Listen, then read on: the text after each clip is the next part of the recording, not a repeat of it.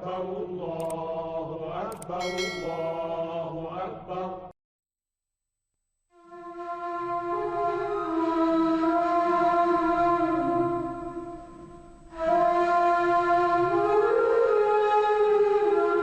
Our guest today is Abdulrahman, a young American converted to Islam in an early age.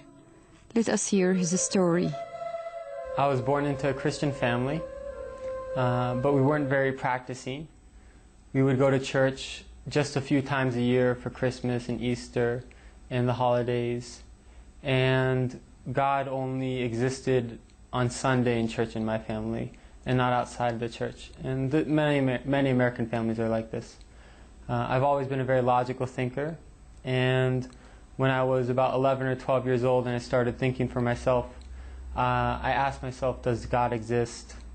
And this question I felt was pushed on me by a clash between science and religion, or rationality and religion in America.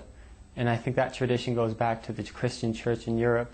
And there were always issues between the Catholic Church and science and advancement.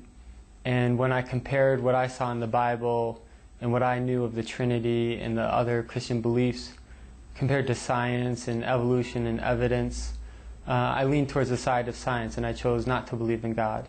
Abdulrahman came to Jordan in a scholarship to study Arabic language with a group of other students. Among them is Jalal, who lives with Abdulrahman in the same apartment. My first exposure to Islam was when my friend in high school became Muslim. And he's also my neighbor, Michael Dan. And when Michael became Muslim, he changed a lot. Before Islam, he was doing a lot of things that were messing his life up, and he was really going down the wrong path.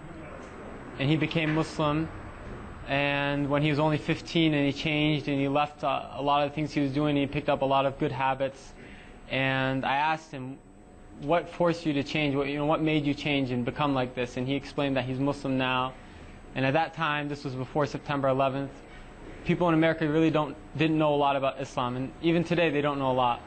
And I asked him, what is Islam? Who are Muslims? And he explained to me about Muslims. And I was surprised that Islam is very close to Christianity and Judaism. And it made a lot of sense to me that there's one God and there's prophets and messengers, but none of the prophets have divinity. Rather, they're just sent by God and they're humans like us.